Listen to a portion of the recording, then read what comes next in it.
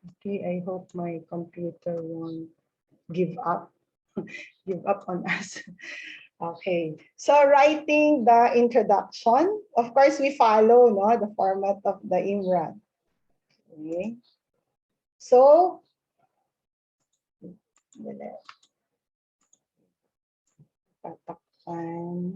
ayan. So the goal of introduction in an IMRaD report, this is following, of course, yung outline na ng IMRaD, no? Is to give the reader an overview of the literature in the field. So when you say literature, yun na yung mga nire-research nyo na related to your topic, right? I asked you to at least have 5 today so that we can proceed with our right shot. And then show the motivation for your study and share what unique perspective your research adds. So in this portion or section of your study or your research paper, you have to convince your reader that your research has value. So remember again, we're doing research to add, right? To add knowledge to what's already existing. Okay? So, dun pa lang sa introduction ninyo, make sure na convincing na, no? You will be able to convince your readers. So, in this case, your reader is myself, and then I will also share it with other teachers, okay? If it's convincing. So, we will see. Okay? And then, for you to follow a system, parang ito medyo may systematic na style yung pagsusulat ng introduction in IMRaD. We have what we call the 3 moves. Okay? But it says there, no, dun sa reference natin, which you will see at the end of the slide, it says there na it still depends on the field. Pwede kasi yung mga move na to, pwedeng pagbalik-balik ka rin. It depends on your field. Pero basically, these are the moves that you can do. Okay, in your introduction, we should be able to see all of this. So in your first move, you have to establish a research territory. So in our case, that's our topic, right? So describes the current state of knowledge and research on the topic. So that's why you really have to read your background information. So how far have researchers been into researching about this topic? So anong level na sila? I know naman na you cannot read all of those. Pero that's why in research actually, yung most recent publications dapat talaga ang kinukuha ninyo. Especially if yung mga issues na to are changing or very dynamic sila, no? Hindi siya historical, but yung may practical application in the present moment. So it should be current state. Okay. So what you can do here is they call that sub moves. Okay. So you have your move 1, establish your territory or the topic, and then in that portion, maybe about siguro mga 3 to 5 sentences of your introduction or more. It depends on how extensive you have read about your topic. So you can show that the research area is important, problematic, or relevant in some way. Okay, hindi that's why yung mga researchers, you don't just do a research on a whim na dahil gusto mo lang. You have to evaluate if this is really important kasi you will be devoting much time, resources, right? And of course, yung galing ninyo, your skill in doing the research. Okay? You can actually do naman for yourself only, pero usually mga pan na yan, no? Parang blog lang yan, okay? It's not yung sa extensive research talaga. Kasi sayang, no? If it does not add naman to the body of knowledge. So, you should be able to identify that the topic area that you have chosen is very important or there's a problem in it. Now, at the end of your study, you think that you will be able to find a result, no? A result that could address that problem and or relevant in some way. There's relevance, especially to our present situation. Kaya in your description of research, one is practical research. May application siya. And then here in this move one also of your introduction, the first portion of your introduction, introduce and review previous research in the field. So this is where you also have to, kaya nga pinasummarize and synthesize ko yung mga background studies nyo that you were able to gather. Here are sample languages. Para hindi kayo mahirapan, you can follow this, mga phrases, no? That would introduce yung portion na yan. Okay, your introduction. So of course, you have to introduce first your topic. And then here, example, you've read something. Okay, so evidence suggests that, okay, hazardous waste is among the most important factors of, para mga ganon, no? It depends kasi kung ano yung topic nyo. Or existing research recognizes the critical role played by. Okay, so you continue. You can follow these suggestions kasi andito na yung mga sample languages. Or you can reword them in a way na halos pareho lang din yung ibig niyang sabihin. And by the way, class, take note, third person muna ang gamitin natin. No? Example, don't say I, no? Researchers. The researcher. So kasi individual naman itong output na ninyo na ito. Okay? Pero usually kasi if it's a team, if it's the IMRaD format, usually mga we na ang ginagamit. We. Pero in a research kasi hindi ko na I yung ginagamit mo. So this time, no, you use the third person, the researcher. Okay? And then for this one, for your submove 2, you can use this sample introductory phrase, no? Data from several studies suggest that, okay, and so on. Extensive research has shown, okay, and so on. Okay? So, eto, may guide na kayo on how to state, no? Etong sub-moves na to in establishing your topic or introducing your topic. Okay? Are there any questions so far? Are you still with me? Andito pa ba kayo? Okay. Yung iba. Ayan. Okay. So let's go to sub-move 2. So ito yung mga, actually, ito yung 3 things that we should be able to find in your introduction. Next one, you establish a niche. Okay, parang yung your place in the world. Okay, niche or niche sabi ng iba. Establishes motivation for the study. Usually, this move is short and can be addressed in just one or several sentences. It depends again, no, on how extensive you have read about your topic. So, ilan ba yung masasabi mo tungkol dito sa topic mo? So, one or more of these are included. So, it can be just one of these, or if you were able to synthesize, then it can be more than one. No?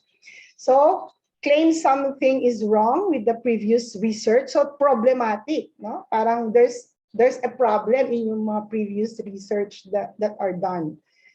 Or highlight a gap in the field. Okay, so you found out that there's a gap. Maybe there's something more that we can do about this topic aside from what other researchers are proposing. Or you can raise a question where research in the field is unclear. So it can be a question. No? Yun yung mga pwede nyong gawing research problem nyo, right?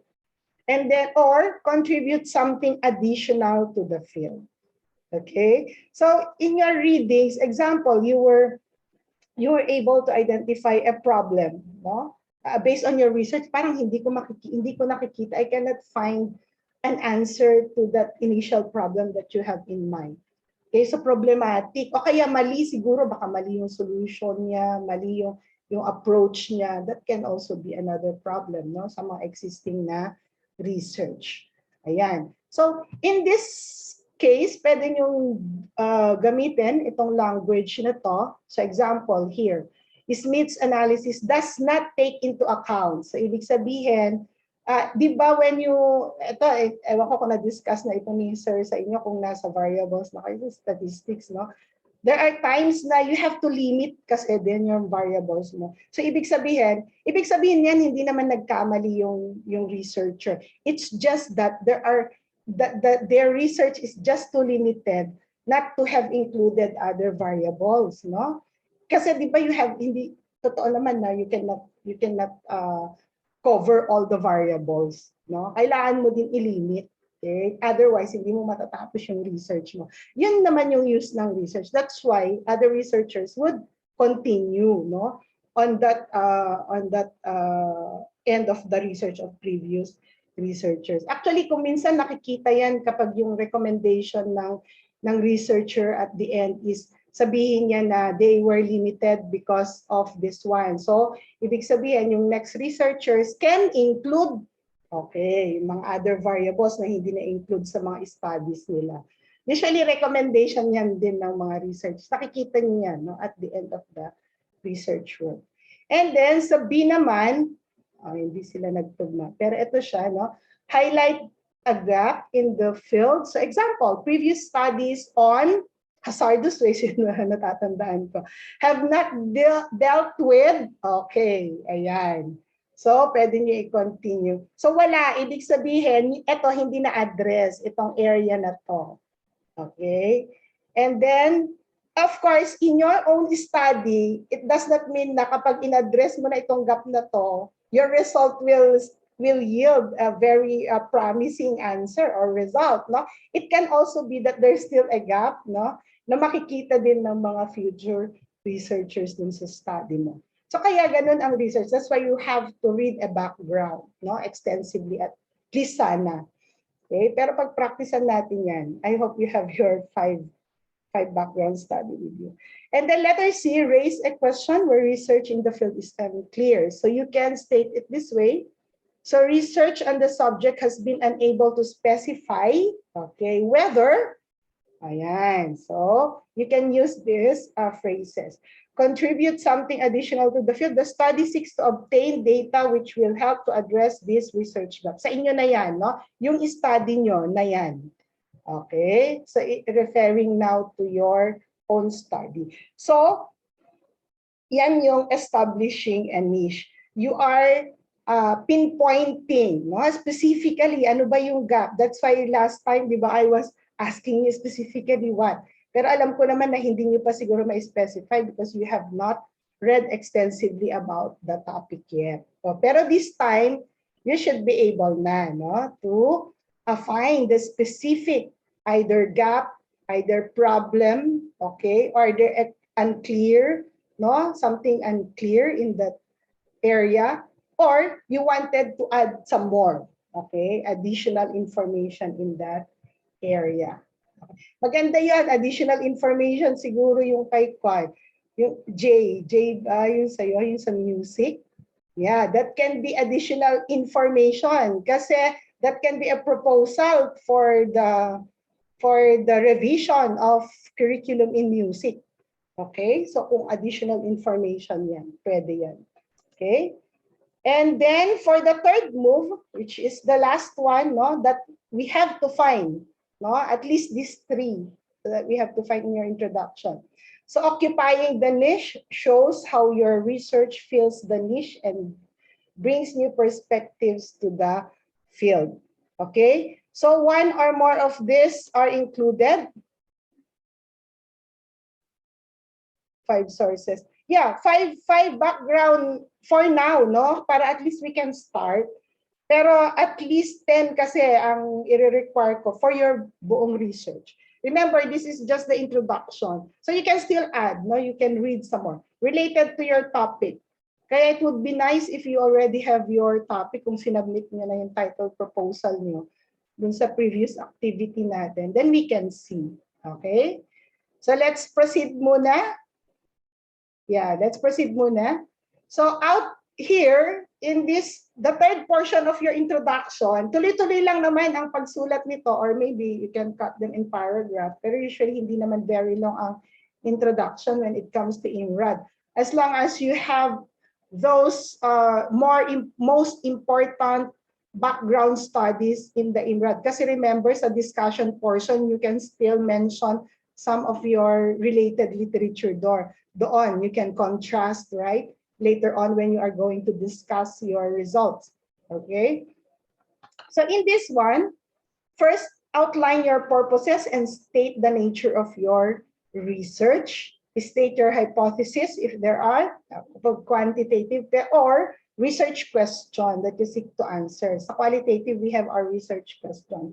Share your findings, elaborate on the value of your research, outline the structure that the research paper will follow.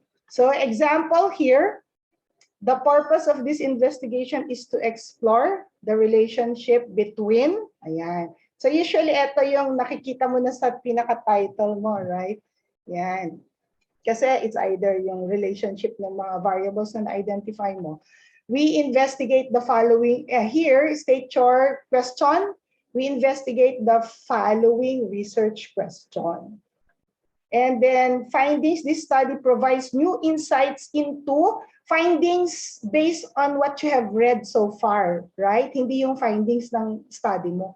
Kasi new insights into what?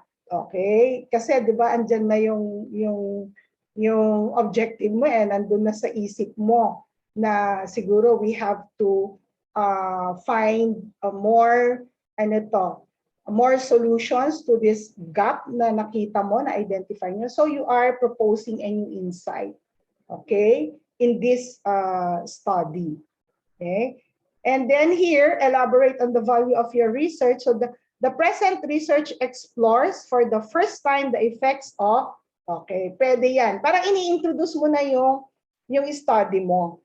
I-introduce para, kasi sa introduction pa lang, at least yung motivation, no, nakikita mo, at saka yung the attention of the reader is caught already in your introduction. Dapat nakikita na, ay, parang this is something new. I want to read this research. Okay? So, yan yung mga pwede nyo gamitin. And then, this paper has been divided into 4 parts. Okay, pwede nyo na ilagay yung structure. Okay? Example, the first part deals with, example, di ba, you have to, how are you going, ano yung approach mo? Okay? Well, anyway, we will discuss more, pero at least, andito na tayo siguro. If you can read some more, matatapos natin hanggang dito sa third move, pero this time kahit hanggang dito, no, matapos nyo yung introduction nyo.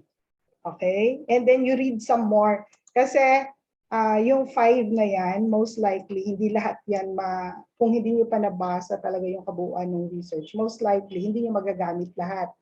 Diba? Yung mga pinagda-download nyo ngayon. Kasi you found out later on when you are reading already the actual paper, ay, parang hindi naman ito yata yung one. Okay? Hindi ito yung aking hinahanap. Okay? So yan. And eto, here's a sample, no? Here's a sample of an introduction. So notice how the moves. So there are the 3 moves. Ito naka-italicize, yung isa naka-underline, and then yung isa na in bold letters. So let's see, no? So example, this is the start already of a sample introduction. So electronic cigarettes, also known as vapes, vaporizers, or vape pens, were introduced into the US market in 2007. They are generally battery-powered products that heat liquid into an aerosol that is inhaled by the user. These devices are designed to deliver nicotine and flavors. They also contain chemicals such as propylene, glycol, glycerin, and many other constituents. Okay, so dito, ano yung mapapansin nyo dun sa first sentences niya, class? Ano yung napapansin nyo? How it was narrated by the researcher? Oh. How was it narrated? Ano yung napansin nyo? This first portion. Sige, you can type your answers in the chat box. Very informative, yes. Parang ini-introduce lang niya yung topic. Dini-describe, no? Descriptive lang siya. It describes. Okay, nagdi-describe siya. And then let's continue. Use of e-cigarettes has dramatically increased over the past 4 years, tripling among high school students from a rate of 4.5 in 2011 to 27.4 in 2014. So that's according to, of course, ito pwede na kayo mag-cite, of course, ng mga background literature nyo, di ba? Yung mga related lit ninyo. Okay. So further, 27.4 of adolescents in the US have ever used e-cigarettes. So that's still according to CDC, with 30% of California youth reporting ever using an e-cigarette. So dito sa second portion naman of your move one, ano yung napansin nyo? Ano naman yung dinidescribe or sinasabi na nung researcher?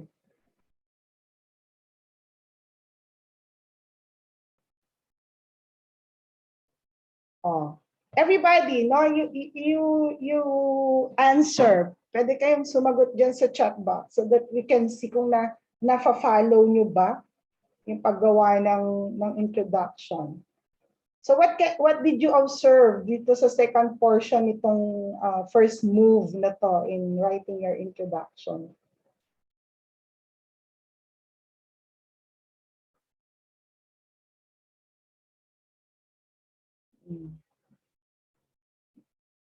Walang sagot. You answer, class. Are you still with me? Yes, Miss. Yeah. Oh, ano yung in comparison to the first few, di ba ito very description, describe niya kung ano yung electronic cigarettes. Pero dito sa second portion, ano nang ginagawa ng author?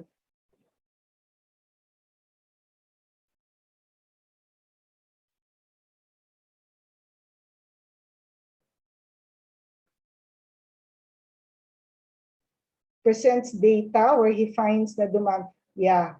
So eto mga fact na, no, considered fact kasi based on eto, di ba yung CDC is parang nagsusurvey din sila yan. Okay? So factual, nag-show na siya ng data na ini-establish niya kasi I remember, you have to establish din yung importance. Ano yung importance nitong bakit nga ba na pili ko tong topic na to? So you have to show, no? Ito na yung data para na-establish niya yung importance or yung relevance nitong topic na to. Okay? So nagpapakita na siya ng data. Okay? So that's the first portion of your introduction. That's move one. Okay? So let's continue. The literature on e-cigarette attitudes thus far has predominantly focused on harm perceptions and general acceptability of and attitudes towards e-cigarettes and cigarettes in general. No?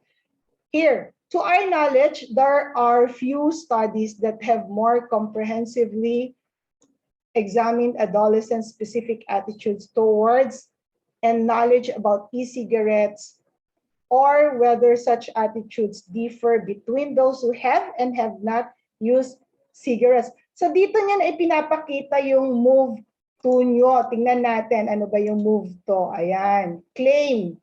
Ito, no? Motivation for the study. What motivates your study? Okay, nakakita ka ba ng gap? Nakakita ka ba ng something wrong? Or you want to raise a question or you want to contribute additional information. So ayan, there are few studies that have more comprehensively examined. So ano kaya ito, class? Is that a problem? Is that a gap? Is that a question that you want to answer? Ano sa tingin nyo? Of course, that is based on the premise that you as the researcher have read already, no? Kaya nga it's very important that you read the background, no, of your topic. Otherwise, wala kang masasuggest na problem or gap. It's only in your mind. Baka kasi if you did not read kasi a background information, pero kine-question mo lang, pero yun pala existing na yung mga sagot sa mga questions mo. Hindi ka lang pa nagbabasa. Okay? That's the mindset of a researcher. Okay. I know you are still young. Madami pa kayong questions. That's why we're giving you this exercise, no, of writing a research so that you would know the process, no, the process of inquiry. You have to study first yung background about the topic that you want to pursue, and then dun mo ma-identify if there's a gap, if there's a problem. Okay. Or you want to add additional knowledge in that body of knowledge, okay, specific to that topic. So here, no, a few studies. So ibig sabihin, the researcher have not discovered yet yung more extensive or comprehensive, okay, study about specific attitudes, ito, more comprehensively examined adolescent specific attitudes towards and knowledge about e-cigarettes. Okay? Ano ba? Well, they have the data already. Oh, this is how much young adolescents are using e-cigarettes. So let's say, pinakita na, may data ka. Kaya lang, yung specific attitudes nila. Okay? Yan. So, pwede nyo i-explore yon kung yun yung nakikita nyo wala or kakulangan ng existing studies. Okay, I hope that's clear. Clear ba yun, class? That's how you proceed with your introduction. Is that clear so far? Are you still with me? Okay. Wow, si Gabla. Ayan, si Bea. Alam nyo, masasagot nyo lang yan sa akin kung nagbasa na talaga kayo. That's why I told you to read eh. Kasi it would be difficult for you to understand what I'm talking about kung hindi nyo pa binabasa yung background ng inyong topic. Okay? So, and then let's proceed. So you have there your introduction, the first portion, move one, you describe, you state the facts, and then you transition now to either the gap or the problem that you were able to see, no, while you are browsing through all those related studies that you have read. Okay, and then and so on. Of course, you have to continue this statement, no, depending on how extensive you read. And then the last move here, ayan. We thus examine a broad array of adolescents' knowledge and attitudes regarding e-cigarette ingredients, addictive properties, safety, cessation, perceived prevalence, accessibility, price, and regulation. We also examined whether these attitudes differ between adolescents who have and have not used cigarettes and or e-cigarettes. Based on the small body of literature on e-cigarette attitudes, the larger set of literature on adolescents' attitude towards cigarettes and the relationship between such as attitudes and tobacco use by, of course, you have to state through sino itong mga binasa nyo na yan, we hypothesize that. Okay. So, nakita nyo yung gap, nagbasa pa kayo some more, no? And kasi si search nyo, di ba, you have your keywords. So the use of e-cigarettes, you took the facts and then you saw na hindi pa ganun ka-extensive. So you can, you can search some more, no? Behavior of adolescents, yan. And then you come up now with a hypothesis or a problem, a question, no? At the end of your introduction. Yun yung research problem nyo or research question. So the author now or the writer hypothesized that the writers, kasi ano ba to, ito yung sinabi niya. Okay? Adolescents will believe that a greater number of parents, siblings, and peers are using e-cigarettes compared to cigarettes and so on. No? Depende kung ano yung na-identify nyo. Okay? And yun yung gusto nyong sagutin ngayon doon sa research nyo. Actually, from here, sa research problem nyo, yun ang magiging part ng title nyo in the end. That's why we only have a tentative title for now, kasi until you have read, no, a background study about the topic, that's when you can at least, no, improve or revise your title. And then at the end, when you find the results already and you discuss everything, that's the time when you can have, before publication, that's the time when you can finalize your title and come up with an abstract. Okay? Clear ba? Clear ba so far? Do you have questions, class? So, yan yung parts ng introduction na dapat matapos natin ngayon. Okay? So this is 50% your introduction. So until Wednesday, dapat may introduction na kayo kasi on Wednesday, I will be discussing na yung approaches that you can use, no, in qualitative research so that you can proceed with the methods. So you write now your methods until we finish that bago mag-end yung third quarter or at least sa week 8 or maybe week 9. Okay? Yan. So are there questions, class? May questions ba kayo? Do you have questions? Sige, let me... Miss, Yes. nakapost po ba yung slide set mo? Yes, andun na. Pinost ko na para you can have reference. Kasi we will have the right shop now. You resubmit again your link. I will upload also yung Edmodo for introduction. No? That's 50 points. Okay? Kasi ang scoring ko niyan per portion, but don't change the Google Docs. Resubmit lang ulit yung Google Docs nyo doon sa bagong portal na i-up ko today. Okay? So you can open now your Google Docs and then start. Pero dapat andun na yung mga synthesis niya and summaries. Diba? Last time I told you that i-continue lang natin doon para at least na nababalikan natin. And please, can you please add your name pala doon sa Google Docs? Kasi ang ginagawa ko kasi naka-open lahat. Kung minsan, hindi ko alam kung kanino na yung Google Docs na yan. So kindly place your names, no? Yun sa pages ng Google Docs mo. Okay? Ayan. Or maybe you can name it, di ba may pangalan, file name naman yung Google Docs. You can put na lang yung file name nyo dun. Yung pangalan nyo. Ang gawin natin, file name. Okay, so we can go on. You can ask me anytime. I will just put up yung ating submission for the introduction. And by the way, class, before we proceed, we will have also a write shop tomorrow. Kasi di ba, remember, remedial class natin until this coming Saturday for the Friday schedule. Okay? So from 8 to 10, yeah, we will still come, especially those who are, kapag nahirapan talaga kayo, please come, no? So that I can also help you. And if you are having a hard time researching for additional literature, yeah, you please do enter our Zoom. Okay? Sige. Let's proceed.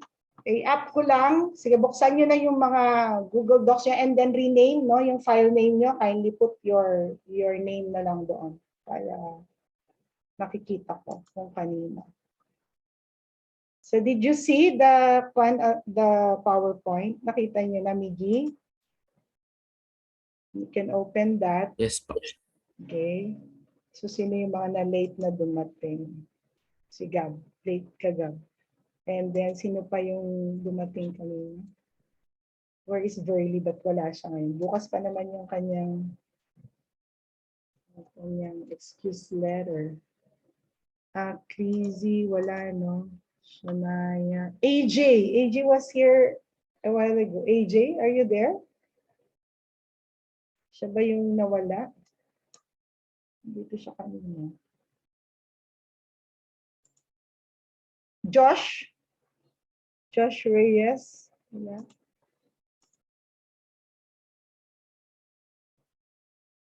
Yeah, the topic. Nagbasa na ba kayo?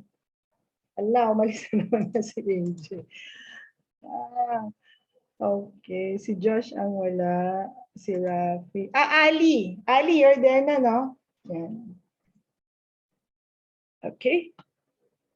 Sige. The topic, you proceed with the topic kasi by this time you should have read already 5 para sure na kayo na yun na yung topic nyo. Kasi mahuhuli kayo kung hindi nyo binabasa, no, yung background information, then later on na find out nyo na medyo ay mahirap palang mag-proceed. Okay? I don't want you naman na ganun yung mangyari. Okay?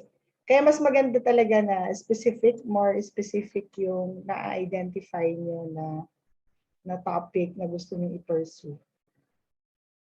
Okay? So, meron na tayong 15 submissions pa lang, class, dun sa research title. So, kindly submit that and then submit your Google Docs there, and then I will put up another portal for introduction. Pero itutuloy nyo lang yun, i-resubmit nyo lang yung same link so that you will see also yung grades na maibibigay doon. And it will be easier also on my part to take note of your grades kapag ganun.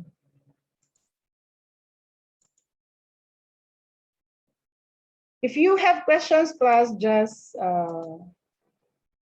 unmute or chat. So, introduction.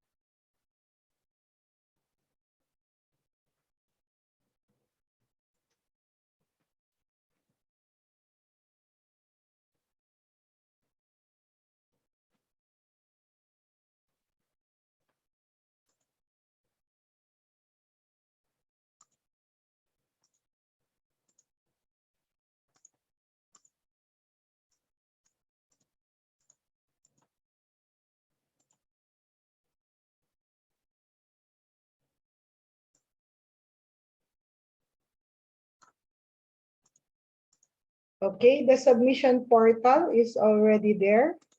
So I will be opening also your submissions. Yung mga hindi pa nakasubmit, please submit your link so that I can open dito sa on my end as well.